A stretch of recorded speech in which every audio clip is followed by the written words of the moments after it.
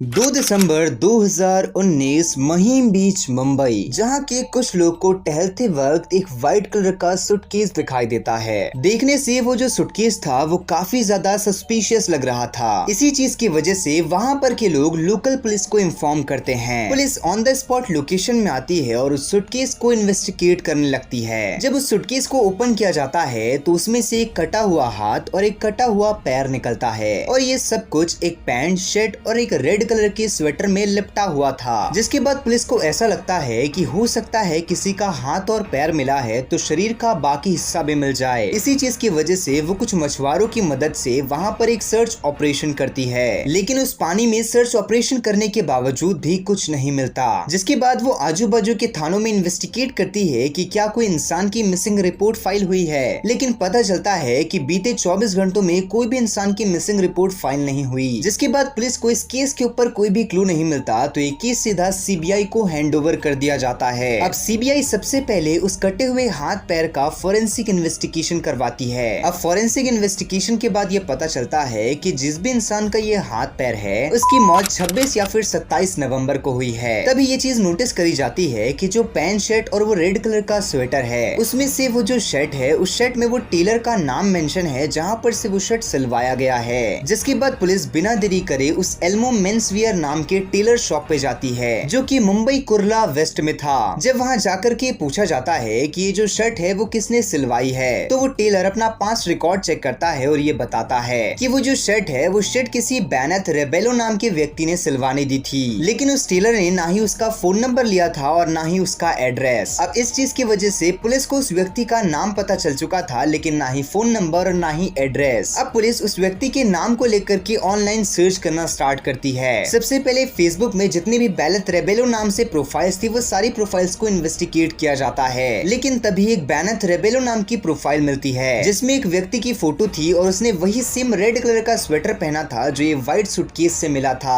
तभी पुलिस को उसकी फेसबुक प्रोफाइल से एक आईडी कार्ड मिलता है जिस आईडी कार्ड में उसका नंबर और उसका एड्रेस मेंशन था। अब पुलिस बिना देरी करे सबसे पहले उसके फोन नंबर से कांटेक्ट करने की कोशिश करती है तो उसका फोन नंबर स्विच्ड ऑफ आता है। जिसके बाद पुलिस बिना देरी करे उसके एड्रेस में पहुंचती है और उसका एड्रेस कहीं और का नहीं बल्कि मुंबई के सेंट्रल क्रूज ईस्ट का था। लेकिन जैसे ही पुलिस उसके घर पहुंचती है तो वो देखती है कि घर में ताला लगा हुआ है। जिसके बाद पुलिस आजू बाजू से पूछताछ करती है जिसके बाद पता चलता है कि हाँ ये घर बेनेथ रेबेलो का ही है और यहाँ पर वो अपनी बेटी आराध्या पाटिल के साथ रहता है। जिसके बाद पुलिस मोहल्ले में आराध्या पाटिल को ढूंढती है तो ना ही वहाँ पर आराध्या पाटिल मिलती है और ना ही बेनेथ रेबेलो। जिसके बाद पुलिस बिना देरी करे ताला को तोड़ती है और सीधा अंदर इन्वेस्टिगेशन करने लगती है। तो जो बेनेथ रेबेलो था उसके घर का हर एक सामान बिखरा हुआ था और जैसे ही पुलिस थोड़ा अंदर जाती है तो वहाँ पर उन्हें खून के छींटे मिलते हैं। तभी पुलिस को बेनेथ रेबेलो के घर से उसकी बेटी आराध्या पाटिल की एक डायरी मिलती है और उस डायरी में एक नोट लिखा हुआ था। वो नोट ये था कि वो भगवान से माफी मांग रही है। जिस व्यक्ति ने उसे पाला पोसा, उसे इतना बड़ा किया, उसने उसे ही मार दिया।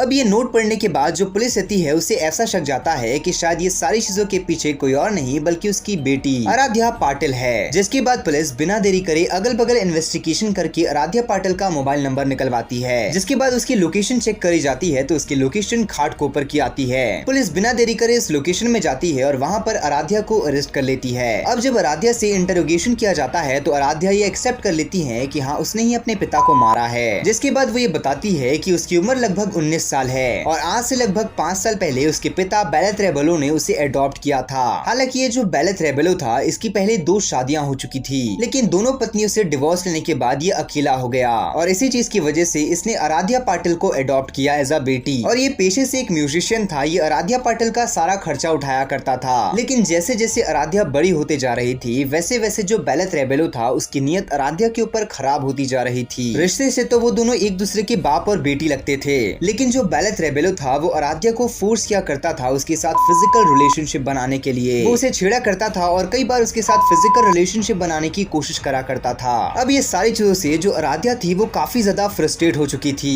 जिसके बाद वो एक दिन मंदिर जाती है। तभी वहाँ पर उसकी मुलाकात एक 16 साल के लड़के से होती है। अब वो जो लड़का था वो आराध्या से 3 साल छोटा था। उन दोनों के बीच में दोस्ती हो जाती है, उन दोनों का नंबर शेयर हो जाता है, लेकिन धीरे धीरे ये दोस्ती प्यार में बदल जाती है। अब जो आराध्या थी उसके साथ जो कुछ भी बेनेथ रेबेलो कर रहा था वो अपने बॉयफ्रेंड को बताती है। अब जो उसका बॉयफ्रेंड रहता है वो ये कहता है कि तुम्हें टेंशन लेने की कोई जरूरत नहीं है, वो ये सारी चीजें खत्म कर देगा। जिसके बाद आराध्या और उसका बॉयफ्रेंड ये दोनों मिलकर के एक प्लान बनाते हैं। 26 नवंबर 2019 जब बेलेथ रेबेलो घर से बाहर गया था तो जो सुबेरे से आराध्या का बॉयफ्रेंड था वो आराध्या के घर आया था। ये दोनों मिलकर के एक प्लान बनाते हैं और जैसे ही बेलेथ रेबेलो शाम के वक्त घर में आता है तो ये दोनों उससे लड़ने लगते हैं और लड़ने के बीच में ये दोनों मिलकर के उसे मार देते हैं। और मारने के बाद ये दुकान जाते हैं, वहाँ पर से एक शार्प नाइफ लेकर के आते हैं और उसी चाकू की मदद से उसे काट करके अलग अलग जगह फेंक देते हैं ताकि कोई भी इंसान कभी इन्हें ढूंढ ना पाए। लेकिन हकीकत में एक शर्ट की मदद से ये सारा केस सॉल्व हो गया ना। हालांकि आपकी क्या ओपिनियन है, क्या आराध्या ने सही किया, क्या गलत किया? आप अपनी ओपिनियन कमेंट बॉक्स में जरूर बताइएगा।